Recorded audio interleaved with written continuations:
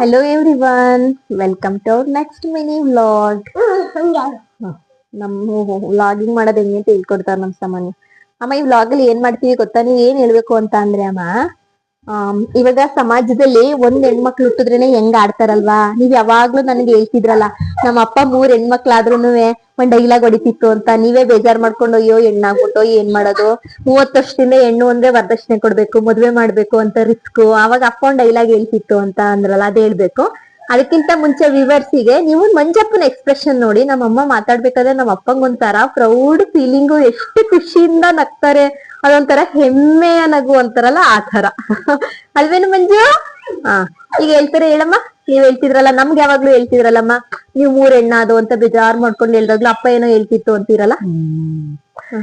ಎರಡನೇದು ಹೆಣ್ಮಗು, 3ನೇದು ಹೆಣ್ಮಗು ಆಯ್ತು ಅಂತ ನಾನೇ ಫೀಲಿಂಗ್ ಅಲ್ಲಿ ಇದ್ದೆ. ಅಯ್ಯೋ ದೇವ್ರು ಕೊಟ್ಟವು ಸುಮ್ನಿರೆ, ಎಲ್ಲೋ ಅಂತ ಅನ್ನ ಸಿಗ್ತದೆ, ಅವಕ್ಕೆ ಬೇಜಾರ್ ಮಾಡ್ಕೋಬೇಡ ಅಂತ ಹೇಳಿ ನನಗೆ ಸಮಾಧಾನ ಮಾಡೋದು.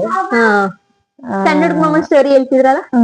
ಆಮೇಲೆ ನನ್ ತಮ್ಮಂಗೊಬ್ಬಂಗೆ, ನನ್ಗೆ 3 ಜನ ಹೆಣ್ಮಕ್ಳು. ನನ್ ತಮ್ಮನ್ಗೆ 3 ಜನ ಹೆಣ್ಮಕ್ಳು ಆದ್ಮೇಲೆ ಒಂದ್ ಹೆಣ್ಮಗು ಆಯ್ತು.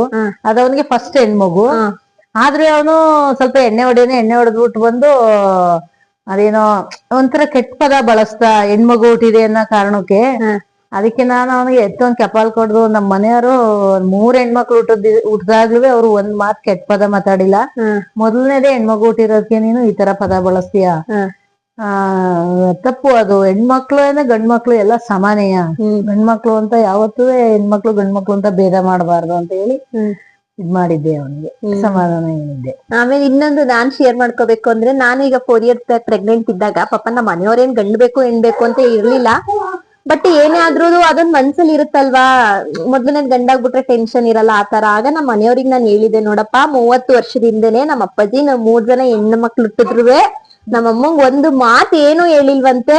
ನೀನ್ ಹಂಗಾಗಿ ಈಗ ಮಿಸ್ ಆಗಿ ನಮ್ದು ಹೆಣ್ಣಾಯ್ತು ಅಂತ ಏನಾದ್ರು ಗಿಮೆಂಟ್ ಹೊಡ್ದೋ ಸರಿ ಇರಲ್ಲ ಅಂತ ನಮ್ಮ ಮನೆಯವ್ರಿಗೆ ಹೇಳಿದ್ದೆ. ಬಟ್ ಲಕ್ಕಿಲಿ ನಮ್ಮ ಮನೆಯವರು ಆತರ ಎಲ್ಲ ಏನ್ ತಲೆ ಕೆಡ್ಸ್ಕೊಂಡಿರ್ಲಿಲ್ಲ. ಅವರೇ ಹೇಳಿದ್ರು, ಯಾವ್ದಾದ್ರು ನಮ್ದಲ್ವಾ ಬಿಡೆ ಅಂತ ಹೇಳಿದ್ರು. ಆದ್ರೆ ನಮ್ಮಪ್ಪ 30 ವರ್ಷದ ಹಿಂದೆನೆ ಅಷ್ಟು ಉದಾರ ಮನಸ್ಸಿನವ್ರು, ಹೆಣ್ಣು ಮಕ್ಳುನುವೆ ಬಾಚಿ ತಪ್ಕೊಂಡಂತವ್ರು. ಅದಕ್ಕೆ ದೇವ್ರು ಇವತ್ತು ಅವ್ರು 15 ವರ್ಷದಿಂದ ಅವ್ರು ಬೆಡ್ ರಿಡನ್, ನೋಡಿ ನನ್ ಬ್ಲಾಗಿಗೆ ತೊಂದ್ರೆ ಕೊಡ್ತಾ ಇದ್ದಂತ ಸಾಮಾನ್ಯ, 15 ವರ್ಷದಿಂದ ಬೆಡ್ ರಿಡನ್ ಆದ್ಮೇಲೆ ಅವರಿಗೆ ಸಂಕಟ ಆಗೋ ತರ ಇಲ್ಲ, ರಾಜನ್ ತರ ಇದ್ದಾರೆ. ಯಾಕೆಂದ್ರೆ ಅದು ಅವ್ರಿಗಿರುವಂತ ಒಳ್ಳೆ ಬುದ್ಧಿನೇ ಕಾರಣ ಅಲ್ವಮ್ಮ ಮಂಜು? ಮಂಜು